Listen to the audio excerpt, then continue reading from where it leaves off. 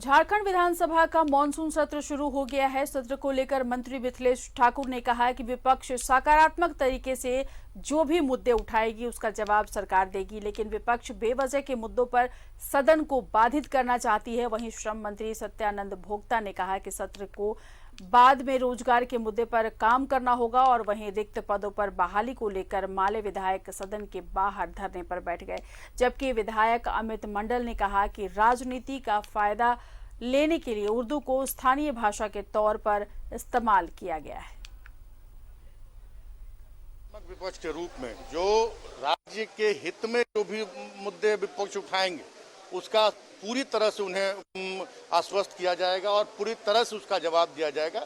लेकिन बेवजह मुद्दों पर ये इनका एक एजेंडा है कि हम सदन को बाधित करेंगे। एक स्वच्छ लोकतंत्र की परंपरा है। कल सर्वदलीय बैठक थी कि सदन आहूत हो, एक बहुत छोटा सत्र है तो सदन अच्छी तरह से आहूत हो ताकि झारखंड के विकास की बातें हो सके, जनहित की बातें हो सके। तो उसका उन्होंने बहिष्कार किया। साफ दिखता है कि इन्हें झारखंड के प्रति किसी तरह का कोई मोह नहीं है, किसी तरह का। सिर्फ और सिर्फ आज 2 साल होने जा रहे हैं हमारी सरकार को, आज तक इन्हें ये गम नहीं जा रहा है कि इनकी सरकार चली गई है। जनता ने इन्हें विपक्ष में बैठने का मौका दिया, लेकिन जब भी ये एक स्वच्छ लोकतंत्र के तहत एक जो जिम्मेदार विपक्ष की भूमिका में आएंगे तो इनकी सभी बातों का जवाब दिया जाएगा और एक एक तरह से तैयार हैं हम, पूरी तरह से हम सरकार तैयार है इनकी बातों का जवाब देने।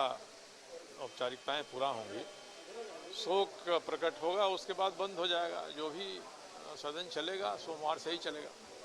मुद्दों को लेकर अगर बात करें तो सर, मुद्दे सबके अपने अपने रहते हैं, पार्टियों के भी अपने हैं, हम लोगों के भी अपने मुद्दे रहते हैं, मगर हम सभी जानते हैं कि इन मुद्दों का समाधान विधानसभा से नहीं हो सकता है।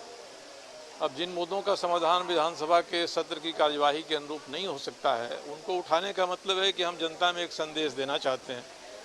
अब जनता तो नियम कानून संविधान के बारे में विस्तार से नहीं जानती है, तो जिनको ये नियम बनाना है, ये कानून बनाना है, वे अगर संयमित होकर अपनी बातों को रखें तो विधानसभा की कार्यवाही भी चलेगी, इससे जनता का लाभ होगा। नहीं तो दल है, व्यक्ति हैं, उनका अपना स्वार्थ से सिद्ध होगा कि अपनी बात को जनता तक पहुंचाने में इसके माध्यम से सफल हो रहे हैं। सभी लोग जानते हैं कि कोविड-19 के चलते राज्य सरकार बचाने का काम किया और इस आपदा में कई हस्तियां, नेता, अभिनेता, पत्रकार, समाजसेवी नहीं रहे।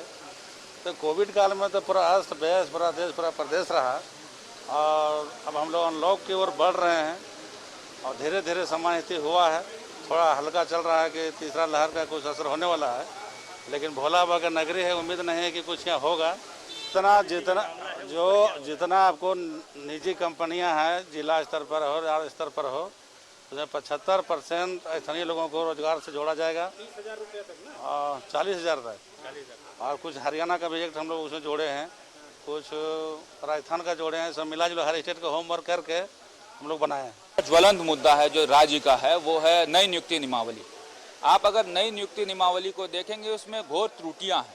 सरकार एक तरफ बोलती है 1932 का खतियान लाएंगे, एक तरफ सरकार, आपको याद होगा कि हम लोगों के शासनकाल में जो 90% स्थानीयों को नौकरी मिली थी उस पर उन्होंने बवाल काटा। उसके विपरीत अपनी चुनावी घोषणा को दरकिनार करते हुए जो राज्य सरकार है वो क्या कर रही है, नई नियुक्ति नियमावली में ओपन टू ऑल टाइप का सिनेरियो कर दे रही है। अब आप पूछेंगे कि कैसे ओपन टू ऑल हो गया। मान लीजिए 10th और 12th कोई व्यक्ति बाहर का यहाँ आकर 10th और 12th कर देता है और नौकरी निकलती है, उस वक्त तक उसका 12th का सर्टिफिकेट आ जाता है, तो वो 3rd और 4th ग्रेड एम्प्लॉयमेंट के लिए एलिजिबल हो जाता है।